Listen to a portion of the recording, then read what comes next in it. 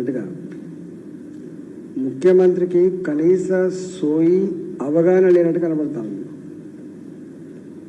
ఎన్నికల ముందు నేను చెప్పిన మాట, ఒక్కనాడు నిలబడి ఒక 5 ఏళ్ళు ఎమ్మెల్యేగా పనిచేసిన అనుభవం లేకపోయాయి.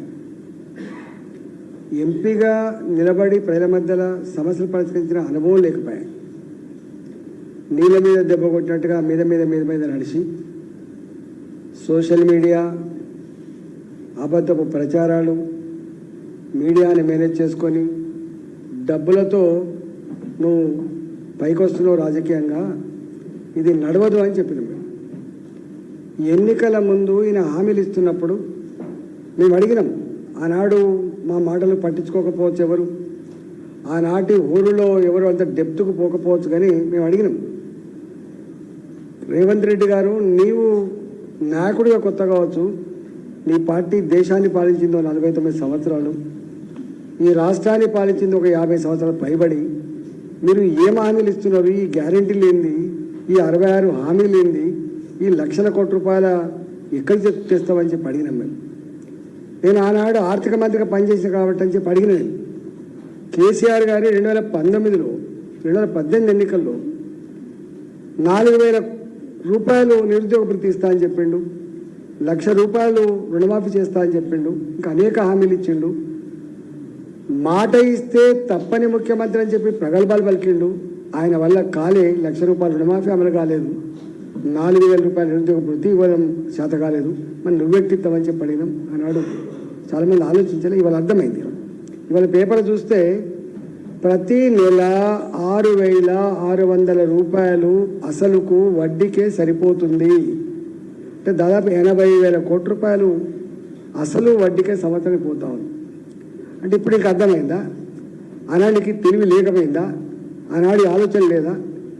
ఇవాళ ఎంత బాధ అనిపిస్తా అంటే, గ్రామ పంచాయతీలలో పనిచేసేటువంటి చిన్న చిన్న కాంట్రాక్టర్లకి లేదా ప్రజాప్రతినిధులకు డబ్బులు రాక ఉరేసుకొని చచ్చిపోతున్నారు. గ్రామాలలో ఏ చిన్న పనికి చేయమని చెప్పినా కూడా ఇవాళ క్రెడిబిలిటీ లేదు. మేము చెయ్యము, ఈ బిల్లులు రావు.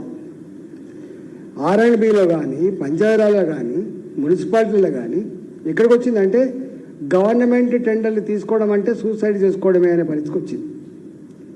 ఈ మున్సిపాలిటీలలో GHMC పరిధిలో 100 కోట్ల రూపాయలు పనులు చేయించుకొని బిల్లులు చెల్లించలేక వాళ్ళు ఇచ్చేటువంటి కాగితాలు బ్యాంకులలో పెట్టుకొని మీరు అప్పు తెచ్చుకోండి, 6 నెలల తర్వాత 6 నెలల వరకు మీరు వడ్డీ కట్టుకోండి, 6 నెలలకు కనుక మీ బిల్లులు పే చేయకపోతే మేమే వడ్డీ అసలు కడతామని చెప్పి చిట్టీలు కుదవపెట్టించేటువంటి దౌర్భాగ్య పరిస్థితి రేవంత్ రెడ్డి.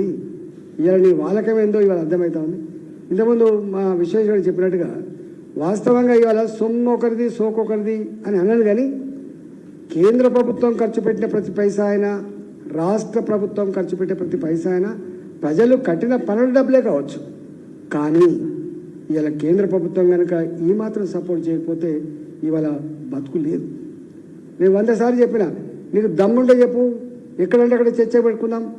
ఇవాళ గ్రామాలలో నడిచే సిమెంట్ రోడ్లు కావచ్చు, పారే మురికి కాలువలు కావచ్చు, పెరిగే చెట్టు కావచ్చు, పచ్చడి చెట్టు కావచ్చు, తడి చెత్త పొడి చెత్త అని రాసుకున్నటువంటి షెడ్లు కావచ్చు, శ్మశాన వాటికలు కావచ్చు, గ్రామ సచివాలయ భవనాలు కావచ్చు, అంగన్వాడీ భవనాలు కావచ్చు, కట్టిన రైతు వేదికలు కావచ్చు, వెలిగే చౌరస్తాలు వెలిగేటువంటి ఆ లైట్లు కావచ్చు, ఇవన్నీ కేంద్ర ప్రభుత్వం డబ్బుతో తప్ప ఒక్క సింగిల్ పైసా కూడా లేదు. దీని మీద చర్చకు వస్తామని చెప్పి మాట్లాడదాం. ఎక్కడంటే అక్కడ చివరికి గ్రామ పంచాయతీలలో పనిచేసే సిబ్బందికి కూడా జీతభత్యాలు లేకపోతే, గదే 15th ఫైనాన్స్ కమిషన్ డబ్బులు వస్తే జీతభత్యాలు ఇస్తున్నారు. నీకు సిగ్గు అనిపిస్తలేదా? అసలు ఎట్లా చెప్తాను? అసలు మోడీ గారితో పోల్చుకోవడం సాధ్యమవుతుందా?